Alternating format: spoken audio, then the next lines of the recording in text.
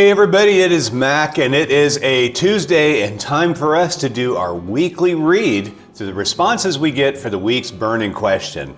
This week we had a lot more responses. Now either people are getting excited about responding or maybe it was the topic. I'm guessing it's probably the topic, which was your biggest pet peeve. So obviously mine is air travel. You can read about it in this week's blog, but I was more interested in what your pet peeves were. So let's go ahead and read through what we got this week. First one here is from Jill. And so Jill says, "Good morning, Mac. This week's question required much less introspection for me," which might explain why we get more, huh? "My biggest pet peeve is when people interrupt me when I'm talking to finish my thought or take over the topic. I recognize that sometimes people get so excited by something that they can't wait to jump in. But nothing will cause me to disengage faster than someone interrupting me mid-sentence, especially if they go on to finish whatever they think I was saying. As much as I try not to assume things about people, interrupting me sends a message that the person is not interested in listening to me at all and does not value what I have to say. So I just stop talking." Well, I'm sure many of you have had that same thing, right? And what we don't realize is that people that are talking know what they're going to say. They don't get helped out by us helping them. So thank you for sharing that, Jill. All right, who else do we have? Next one we have is Paul. So Paul's writing for the first time.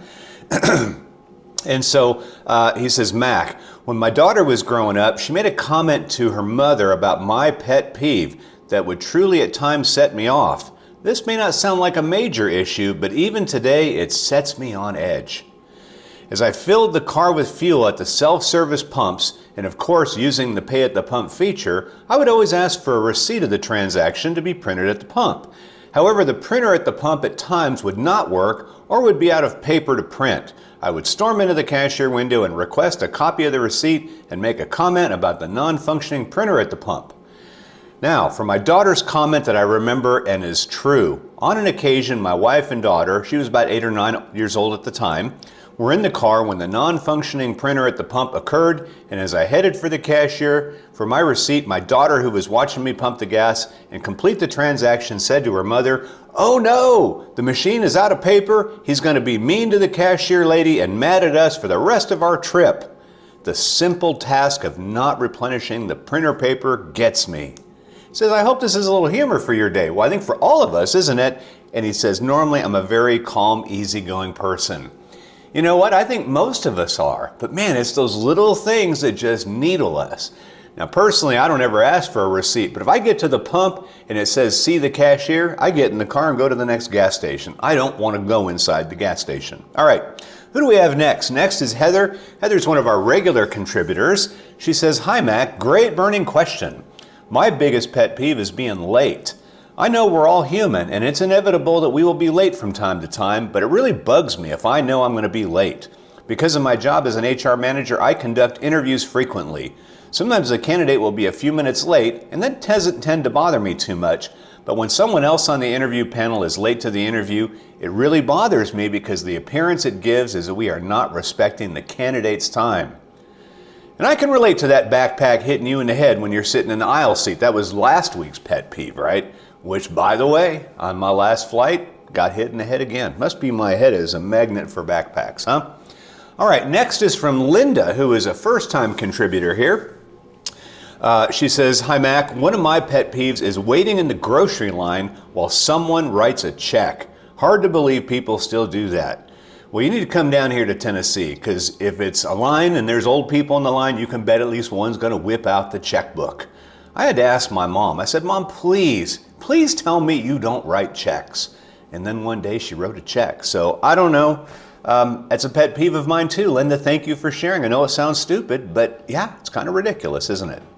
All right, Verlinda, who is a regular contributor, says, "Pet peeves, just pick one. People who jump out of their seat as soon as the plane pulls up to the gate. Ice crunching.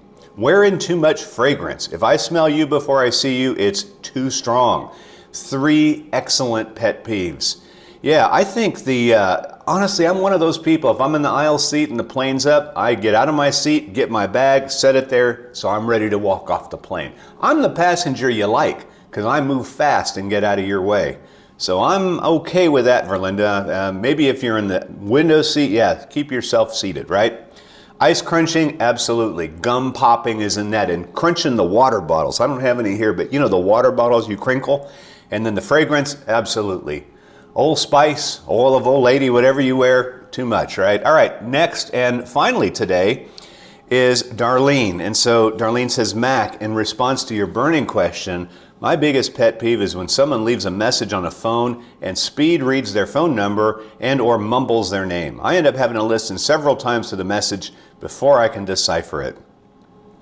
Probably why nobody leaves voicemails anymore. So yeah, Darlene, I don't know. I rarely get a voicemail, and honestly, if I get somebody's voicemail, I usually don't leave a message. So it is annoying, but I guess the best way is text somebody. Maybe that's the way to do it.